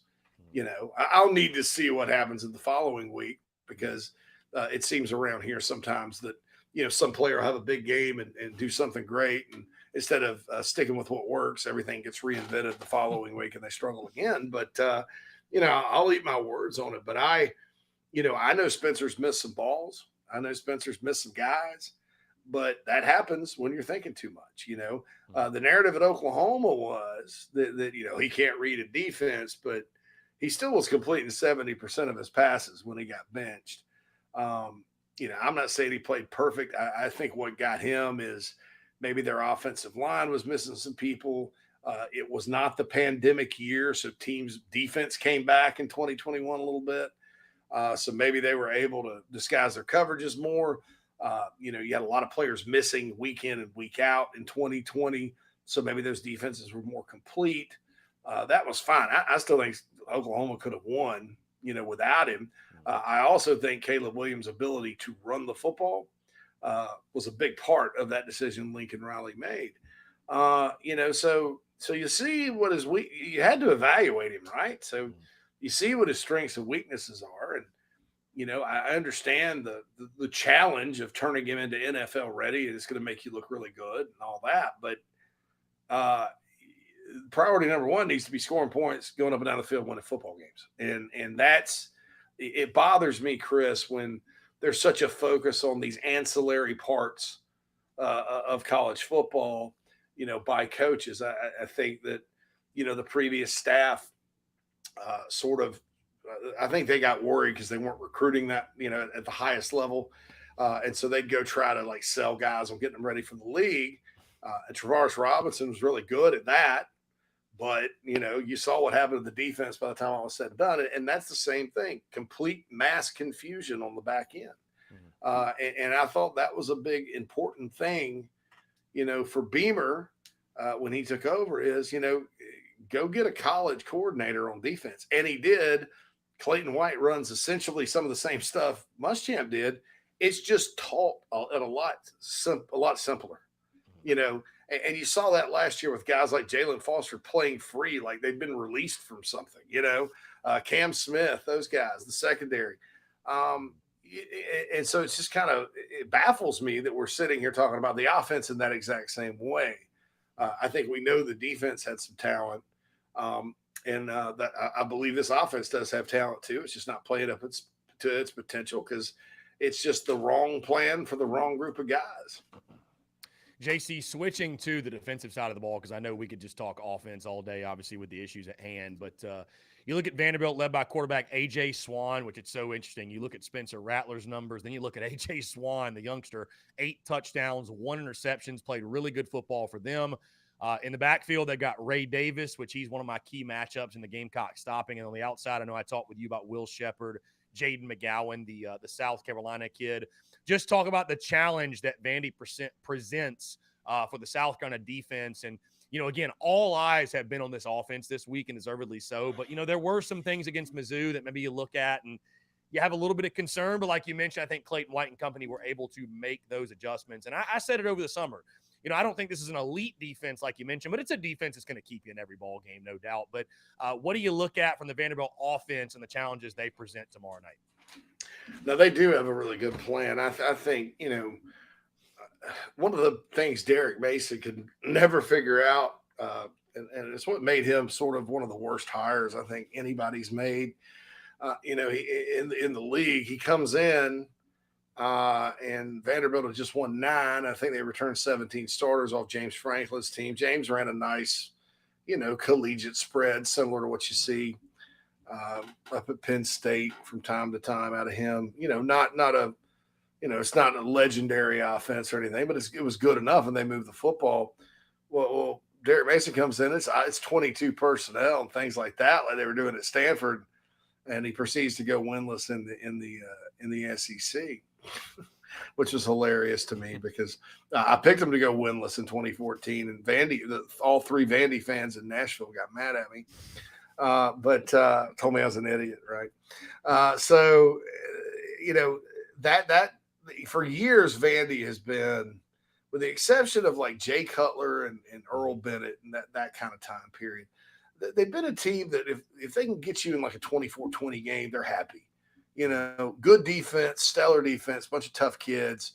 Offense was a mystery. Well, Clark Lee, they run offense, and they've got game breakers. You mentioned McGowan, a guy from Lawrence, South Carolina, 4.31 in the 40. Will Shepherd's really good.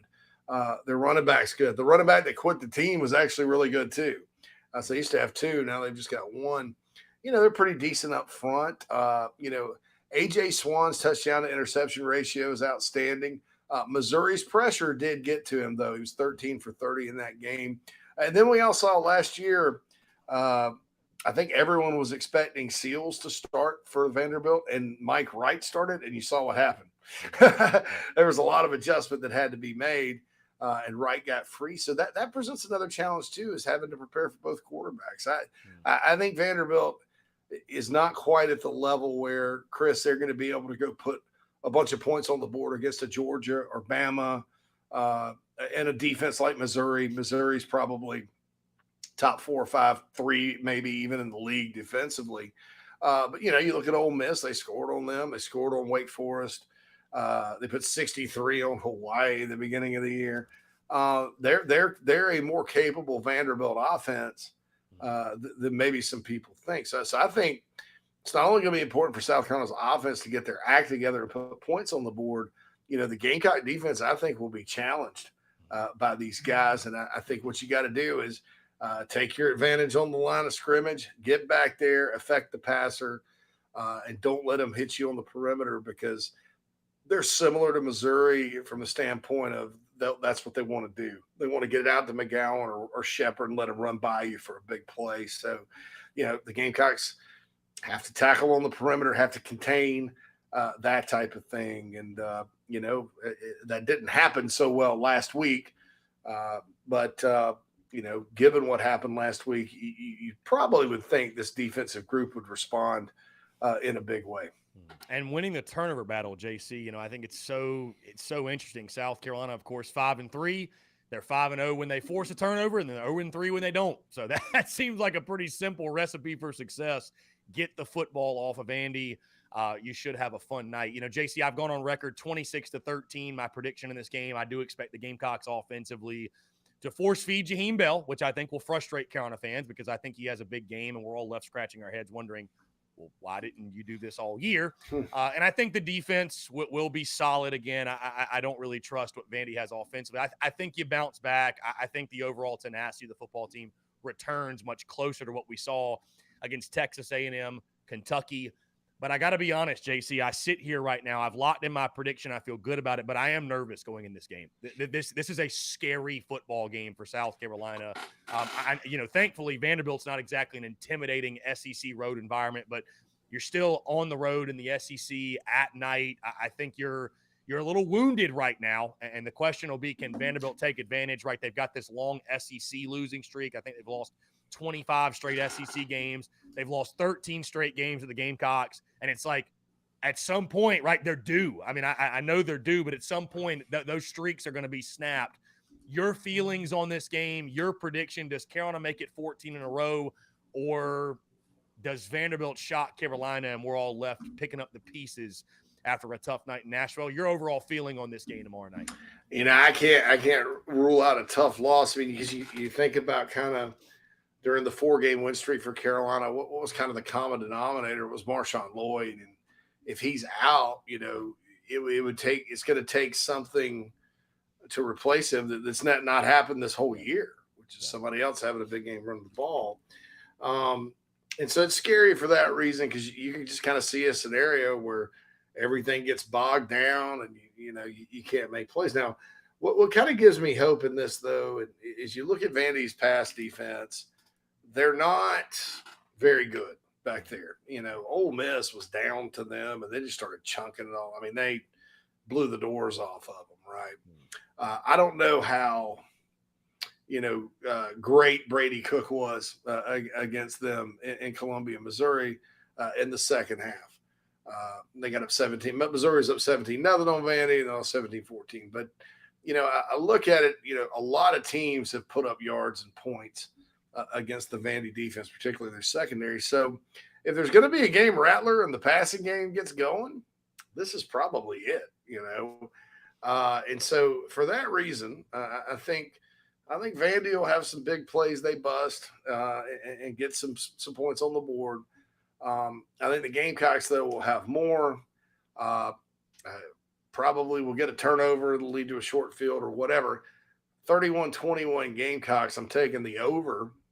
I may surprise some people out there because I do think, it'll be one of those games where the Gamecocks will have 31 on the board, but you'll look up, it'll be 330 yards, something like that.